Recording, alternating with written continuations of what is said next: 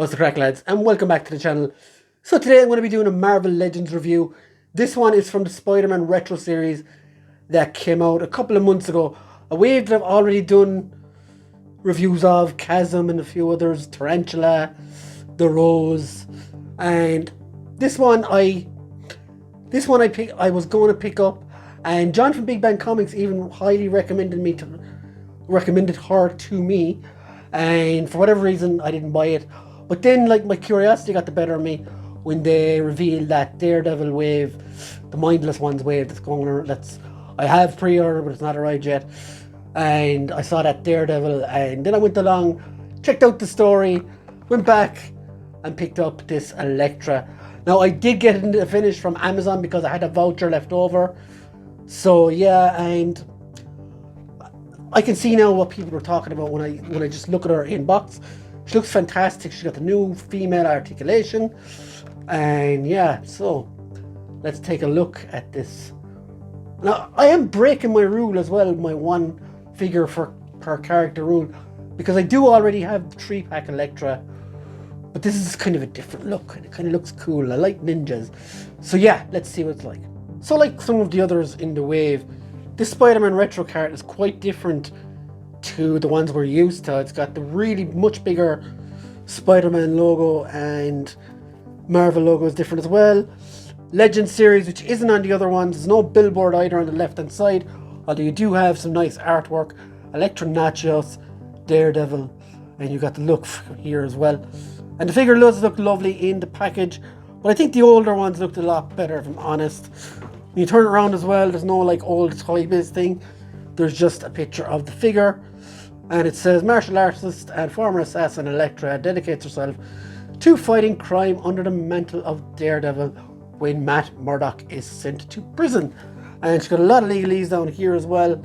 Overall, I don't like these cards. I rather the older ones, but it's all the one anyway because I'm going ripping her out of the packaging. So I don't really care about carding anyway, but it is nice. The other one wasn't nicer. So for those ones who do collect mint on card, I'd love to hear your thoughts. But anyway, let's get her out of the box. So guys, here's ELEKTRA out of the box. And as you can see here, just a quick look at her here on this thingamajig before I go more into detail for the proper review. But I have to say, she looks really well. I really, as I said earlier, I wasn't too familiar with this look for ELEKTRA until recently.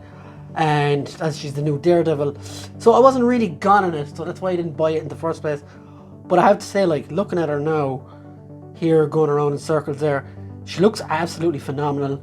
And it's a really, really cool, different take on what we've come to know as Daredevil. And we know a lot of people will say, oh, they're making all our favourite heroes female. That's rubbish. I don't buy into all that stuff. I'm going to read her story. I've started reading the story, and it's good so far. I've always liked Electra as a character as well, an assassin, and she's been involved with some pretty pivotal moments in Matt Murdock's life. One of the most important, of course, the time she was murdered by Bullseye. Yeah, but really liking this look for the character. So let's take her down now and get a proper look. So let's take a proper look at this ELEKTRA Daredevil figure. Now, the first thing I usually do at this section is look at the accessories for the figure. Now, a lot like the rest of the figures in this wave, she came with absolutely nothing extra, bar the 2 daggers size she has in her hands, and that is pretty mean out of Hasbro, I have to be honest. So this is the size, pretty standard, but yeah, she didn't even come with extra hands, which is mad. She does have the side holding hands here, as you can see there. You can put it up through her finger, which is kind of cool. And this figure, it is beautiful. It is a fantastic figure. It has all the newest, female articulation. It's on the new female body, much like the new Lady Bullseye one is going to as well. But I can't help shake the disappointment that she didn't come with, some swords or something like that. Maybe she doesn't use them in the comic. But regardless, extra hands even. Yeah, very disappointing not to have anything really. So let's take these out of our hands so we can go through the articulation a bit with this figure. So when you come here, the head is actually a separate piece to this. Now I'm sure you can take that off. No, it's all one piece. So you can probably take this off. I'm gonna do that now and try. So you can actually take the mask off once you pop the head on. Pop the head off. And you're left with this. Now this is fine, but it just has a massive neck now.